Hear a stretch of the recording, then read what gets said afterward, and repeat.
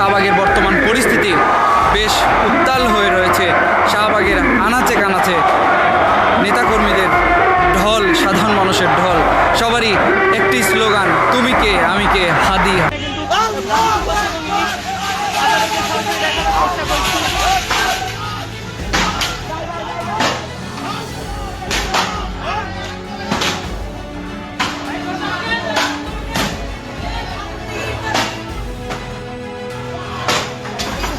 দেখানোর চেষ্টা করছি বিক্ষুব্ধ ছাত্র জনতা কিন্তু সায়নাটে ভাঙচুরের পরিচালক আপনাদেরকে দেখানোর চেষ্টা করছি।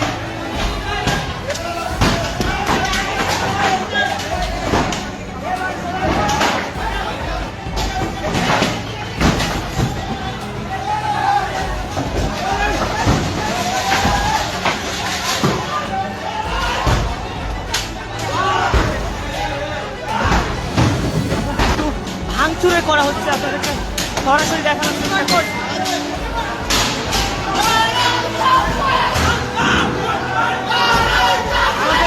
সংবাদকর্মীর সঙ্গে কিন্তু কি হয়েছে?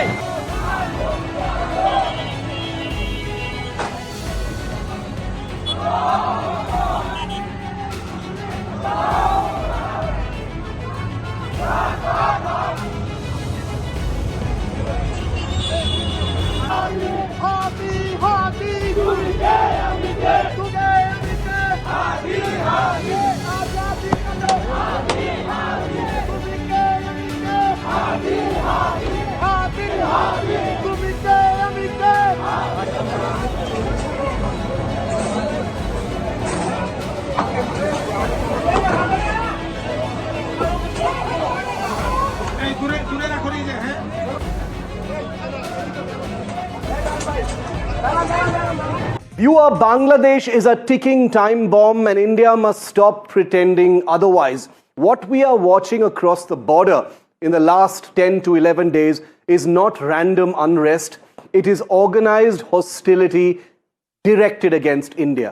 Open anti-India slogans, protesters burning Indian symbols, political actors of the ruling dispensation like the National Citizens Party in Dhaka fanning flames instead of trying to calm people down. And all of this happening in a country that shares one of India's most sensitive borders, right next to our northeast, just before big elections in two big eastern states, that is Bengal and Assam. This is a signal that we cannot ignore. Radical Islamist protesters have forced India to shut 2 of 5 visa centers in Bangladesh, threatening violence. The danger is twofold. First, internal chaos in Bangladesh is increasingly being redirected outward towards India to hide their own complete lack of any structures. Second, this unrest is being normalized and legitimized by a ragtag pseudo-government that is virulently anti-India and increasingly comfortable with Islamist rhetoric at a time when Islamist terrorism is the single biggest global security threat. Let us be absolutely clear. Bangladesh today is openly flirting with forces that are fundamentally hostile to India. It is building bridges with Pakistan, a state sponsor of terrorism, whose entire strategic doctrine revolves around bleeding India. It is opening doors to Chinese influence, knowing fully well how Beijing uses instability, debt, and leverage to box India in across South Asia. Add to this combustible mix of radicalized street protests in Bangladesh, and you have a direct threat to India's security interests, particularly to the northeast, where even small sparks across the border can have outsized consequences, especially with looming elections. India cannot afford to be reactive here. Waiting for a major provocation would be strategic negligence, in my view, tonight. Preemptive action does not mean tanks rolling in tomorrow, like during the 1971 war.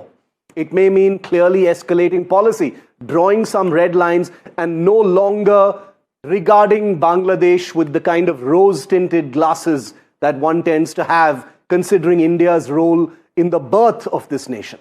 Using diplomatic, economic, intelligence, and security levers in ways that make it unmistakably clear to Bangladesh that sustained hostility will carry unbearable costs for that country.